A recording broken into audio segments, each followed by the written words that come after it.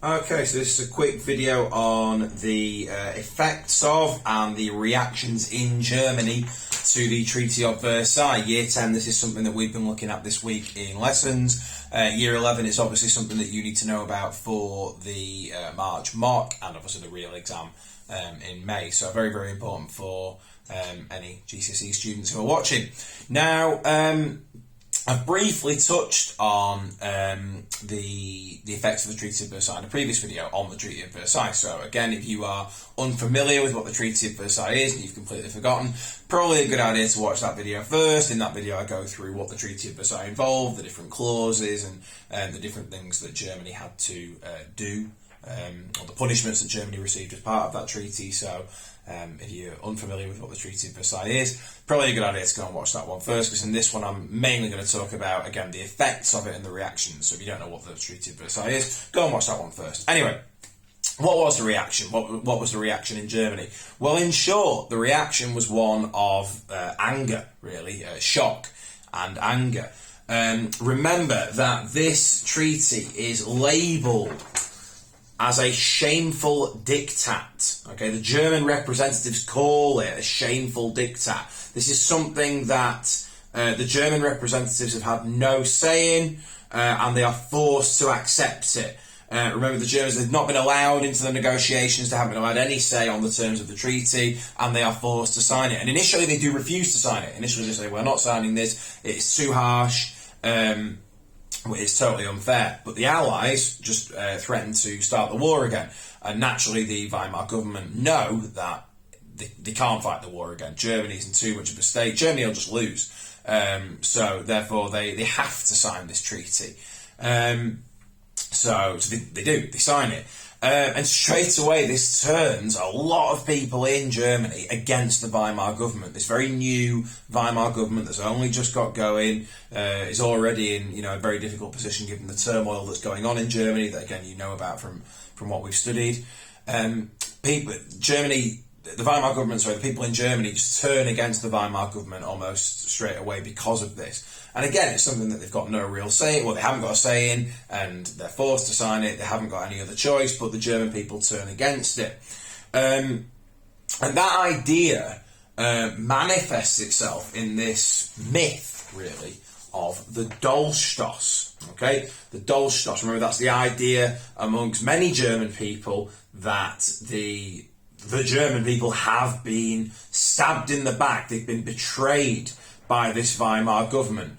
Obviously an idea that grows and gets more and more widespread and widely believed in Germany as the Weimar government struggled to deal with the problems, certainly in the early part of the Weimar Republic, which again you know about very well from what we've studied.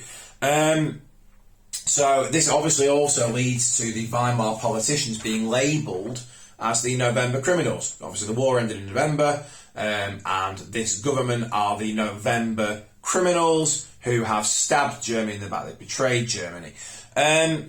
So naturally there's a lot of anger, and there's humiliation. Humiliation is obviously one real massive reaction to this treaty, particularly with the war guilt clause. The war is completely Germany's fault, it's nobody else's fault. That's quite humiliating, quite embarrassing. Remember that Germany has been one of the most powerful countries in the world before the war.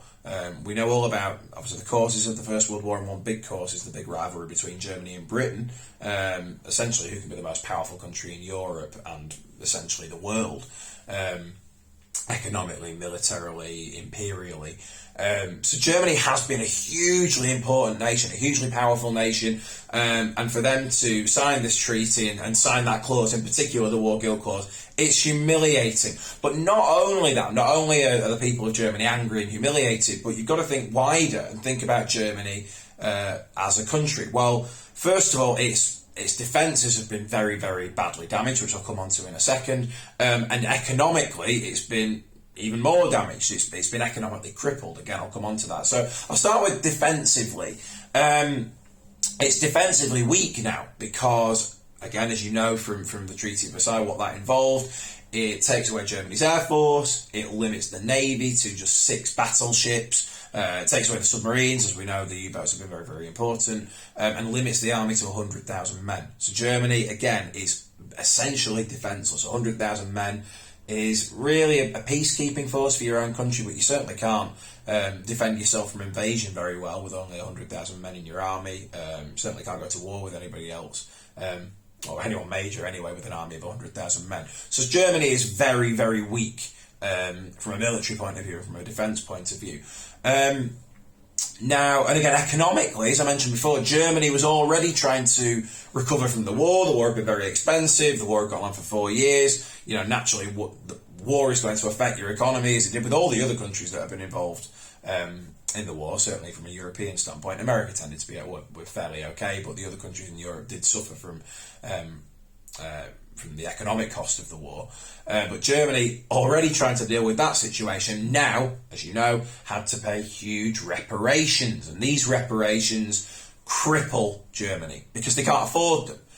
Again, year 11, you will know this especially, what happens because of these reparation payments. Year 10, you're going to come on and learn about that in over the next couple of weeks. Huge economic damage done to Germany as part of the Treaty of Versailles. So one of the huge effects of the Treaty of Versailles is that Germany is economically crippled. Another feeling in Germany, amongst the German people and amongst the German government, the Weimar government, is one of isolation, and it's isolation internationally. Germany, as I said before, been a very, very influential nation worldwide before the First World War. Now they've been excluded from joining the League of Nations, which, as we know, had been set up after the First World War. Germany excluded from being part of that, and their international credibility has been damaged. And because of that, because they're not a member of the League of Nations, because they are still seen as an enemy and things like that, it makes it very hard for Germany to negotiate with other countries, particularly when it comes to things like trade and things to do with money. So therefore, because they're isolated internationally, that affects them economically because they can't trade very well with other countries around the world and they can't borrow money as easily, and therefore the economic problems get worse. It's a vicious circle. Germany, internationally isolated, already economically damaged, but that international isolation makes the economic damage worse. It is very much a vicious circle for Germany in terms of how they're going to recover from the terms of this treaty.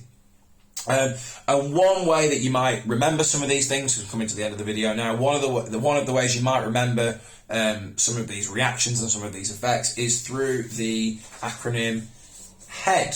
Okay, humiliation, economically crippled, anger, and defenceless. That's maybe one way that you can remember that, particularly if we're looking at potential 8 markers on a Germany paper. One classic question could be explain 2 effects of the Treaty of Versailles on Germany. Well, there you go. You could name any of those as 2 of your effects. So all of this that I've talked about, year 11, you will know this, led to absolute chaos in Germany, certainly for the first few years of the Weimar Republic. There is, as we know, a brief recovery before it all goes wrong again. So certainly in the short term, it leads to chaos in Weimar Germany, in the Weimar Republic. And in the long term, this naturally gives a platform for Hitler and for the Nazi Party to emerge and gradually gain influence and obviously eventually gain power. So that is some of the effects and some of the reactions to the Treaty of Versailles in Germany. This is just one of a series of Germany videos that I'm going to be making over the next couple of weeks and months, because I realise that I haven't made that many up until now. And obviously, as I say, year 11, you have got your March mocks coming up, and you've got the real exams in May, June, so you need to be well versed on the Germany topic. So again, there'll be more Germany videos to come over the next couple of weeks. I will leave the comment section open below in case anybody, this goes out to year 10 as well, if you have any requests for any videos. That isn't just for Germany, that can be for the First World War, and it can be for the civil rights topic as well. But I hope you found this useful. Hope the revision is going well for year 11 especially. Thank you for watching, and I will see you all very soon. Thank you.